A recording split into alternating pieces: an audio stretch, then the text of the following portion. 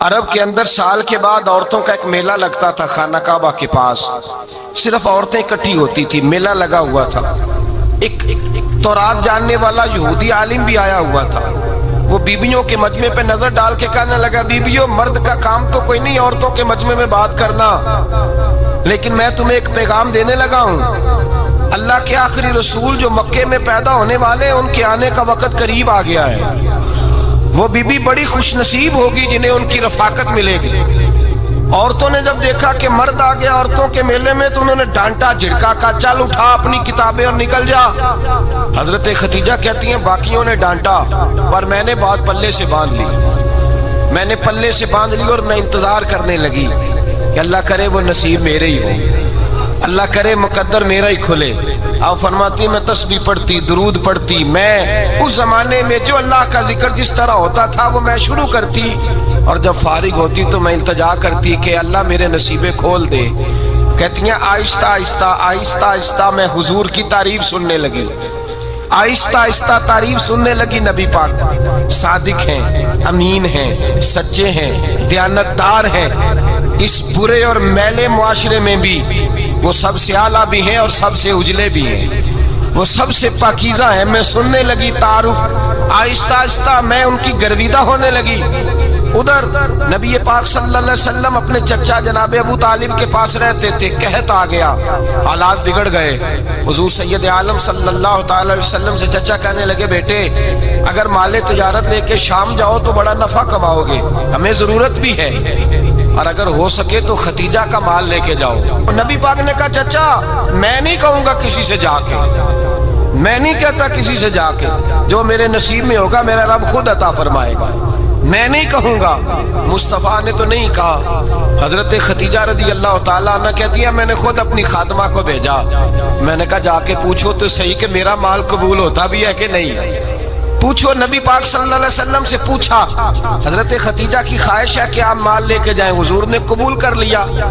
جناب خدیجہ الکبریٰ رضی اللہ تعالیٰ عنہ کے غلام تھے، میسرہ ان کا نام تھا، جناب خدیجہ نے ان کو ساتھ بھیجا۔ فرمایا تین باتیں ارشاد فرمائی، ایک تو فرمایا سارا رستہ غور سے دیکھنا میرے نبی کے ساتھ کیا معاملات درپیش ہوتے ہیں، ابھی اعلان نبوت نہیں کیا، فرمایا ذرا غور کرنا، میرے مصطفیٰ کا مطالعہ کرنا اور مجھے واپس آ کے سبق سنانا، وہ جو تم نے چہرہ بددعا کی تلاوت کی ہو ذرا مجھے واپس آ کے سنانا، جنہاں نے دل پر جانی ڈٹھا ہو اکھیاں ہی تک لیاں، تو ملے ہو تے ساجن ملیا ہوں ناساں لگ پئیاں، ذرا جا کے نا تلاوت کرنا اور مجھے دکھ۔ اور دوسرا فرمایا تم میرے غلام ہو تو مصطفیٰ کے بھی غلام بن کے رہنا، میں سنتی ہوں کہ کردار کے، افکار کے، نظریات کی عظمت کے بلند و بالا، وہ جیسے کہیں ویسے کرنا۔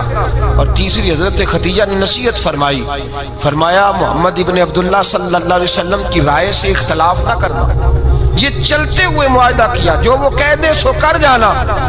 غلام کہتے ہیں میں ساتھ گیا، باتیں میں نے سن لی، لیکن جب سفر شروع ہوا نا ابھی چند منزلیں طے ہوئی تھی، میں نے کہا خدیجہ آپ نے کیا نصیحت کرنی تھی، ان کے ساتھ جو رہے گا وہ ان کا غلام ہی بن جائے گا، ان کے ساتھ جو رہے گا تو اجے میرا محبوب نہیں ڈٹھا جن ویکھ کے چن شرماوے، جے رکھے ہاتھ پھلاں وچ ہاتھ نال پھلاں رل جاوے، تے ادھی راتی چن چڑھ جاندے جدوں جلوہ فرماوے۔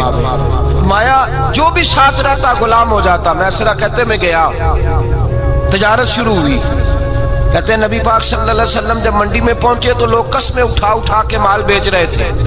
اللہ کے محبوب جب گئے نا تجارت کرنے تو ایک آدمی کہنے لگا چلو معاذ اللہ بتوں کے نام تھے لات و منات، کہنے لگا لات کی، عزا کی، منات کی قسم اٹھاؤ، تو نبی پاک فرمانے لگے ان کی قسم اٹھاؤں جن کا میں نام لینا بھی پسند نہیں کرتا، ابھی اعلان نبوت نہیں کیا۔ اور فرمایا ویسے بھی میں قسم دے کے مال نہیں بیچتا، خریدنا ہے تو خریدو، نہیں خریدنا تو نہ خریدو۔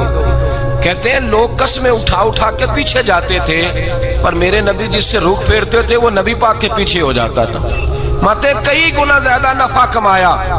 ہم رستے میں تھے، حضور ایک درخت کے نیچے آرام کرنے لگے، ایک عیسائی راہب غار میں بیٹھا تھا، نکل کے آ گیا، مجھ سے کہنے لگا مجھے وہ جانتا تھا، میں سرا یہ کس کو ساتھ لائے، یہ کون ہے؟ میں نے کہا اہل قریش کے ایک معزز آدمی ہے۔ کہنے لگے یار جس درخت کے نیچے یہ لیٹے ہوئے ہیں یہاں عام آدمی نہیں لیٹ سکتا، یہاں وہی لیٹے گا جو اللہ کا سچا رسول ہوگا۔ یہاں دوسرا کو لیٹ ہی نہیں سکا. یہ رسول ہے، ان کا خیال رکھنا. کاش میں اس وقت تک زندہ رہوں جب یہ نبوت کا اعلان کریں. میسرہ کہتے ہیں میں غلام ہو گیا. نبی پاک صلی اللہ علیہ وسلم کی ادائیں مجھے بھانے لگیں. جب واپسی پہ نکلے تو گرمی بڑی شدید تھی. فرماتے ہیں جب دھوپ تیز ہوتی تو بادل کا سایہ آ کے حضور پہ سایہ کر دیتا. بادل کا ٹکڑا نبی پاک پہ. اللہ جانے کہاں بیٹھ کے لوگوں نے کتابیں پڑھی ہیں جو کہتے ہیں 40 سال کے بعد نبی بنے تھے. پتہ نہیں کہاں بیٹھ کے کتابیں پڑھی ہیں. ہم نے تو جو سیرت پڑھی ہے وہ بتاتی ہے کہ تیری حیات پاک کا ہر لمحہ پیغمبر لگے، ہر لمحہ پیغمبر لگے. یہاں تو وہ لوگ جو کئی سال پہلے 20 اور 25 سال پہلے حضور سید عالم صلی اللہ علیہ وسلم کی رفاقت میں رہے، وہ اعلان کر لوگ پتہ نہیں کہاں بیٹھ کے کتابیں پڑھتے ہیں، کہاں بیٹھ کے. میرے نبی پاک سے صحابہ نے پوچھا حضور آپ کب نبی تھے؟ فرمایا ابھی آدم کی مٹی گوندی جا رہی تھی، ابھی آدم کی مٹی گوندی جا رہی تھی، میں تب بھی اللہ کا رسول تھا.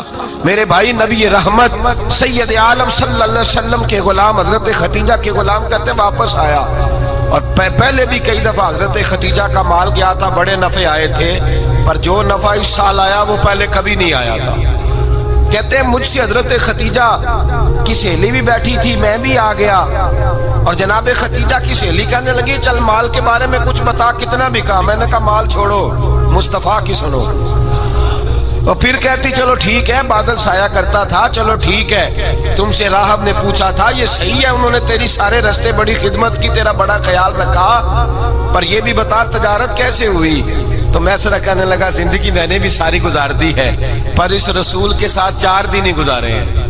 حد ہو گئی مجھ سے، اور کچھ نہ پوچھو، اور کچھ نہ پوچھو. آ میرے دل آمنہ کے لال کی باتیں کریں، اور کچھ نہ پوچھو، بس ذکر ان کا چھیڑیے ہر بات پر، اور چھیڑنا شیطان کا عادت کیجئے. بس مجھے حضور کے تذکرے بیان کرنے ہیں، ذکر مصطفیٰ کرنا ہے. حضرت خدیجہ الکبریٰ بڑی متاثر ہوئی. کہتی ہیں مجھے درجنوں لوگوں نے پیغام نکاح دیا تھا، پر میں نے سنی نہیں تھی. میں نے نفیسہ کے ہاتھ پیغام بھیجا. میں نے کہا میری عمر 40 سال ہے، ان کی 25 سال ہے، اور میرا احوال اور طرح کا ہے. وہ شہنشاہ ہے، جا کے پوچھو تو صحیح، بھلا میں قبول ہوتی ہوں؟ پوچھو. نفیسہ کہتی ہیں میں آئی تو وہ خاتون جن کے لیے لوگ بڑے بڑے قریش پیغام دیتے تھے، پیغام لے کے آئی. تو رسول پاک نے عجیب رنگ بیان کیا اپنی سیرت کا. جب میں پہنچی میں نے کہا خدیجہ نکاح کرنا چاہتی ہیں؟ نفیسہ کہتی ہے میرا خیال تھا کہ کوئی اور ہوتا تو کرسی سے اٹھ کھڑا ہوگا، فوراً کہے گا اچھا جلدی کرو بات کرو. جب میں نے آ کے کہا نا حضور خدیجہ نکاح کرنا چاہتی ہے، تو نبی پاک نے میری طرف دیکھا، فرمایا وہ کہتی ہے کہ تم کہتی ہو؟ کہا وہ کہتی ہیں.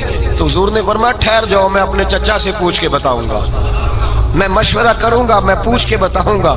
آج بچوں کو کچھ سبق بڑے یاد ہیں. کہتے ہیں پسند کی شادی کرنا حضرت صاحب ناجائز ہے؟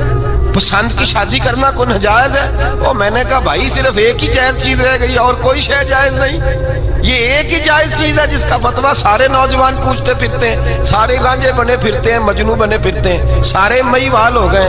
اللہ پاک کو ہدایت کی توفیق عطا فرمائے. سارے اس بری لت کا شکار ہو گئے. او بھائی نبی پاک سوائے خدا کے کسی کے پابند نہیں، لیکن میرے مصطفیٰ نے اپنی امت کو یہ درس دیا ہے کہ جو بڑوں کے شفقت کے سائے میں چلتا ہے اللہ اس کی مدد فرمایا کرتا ہے.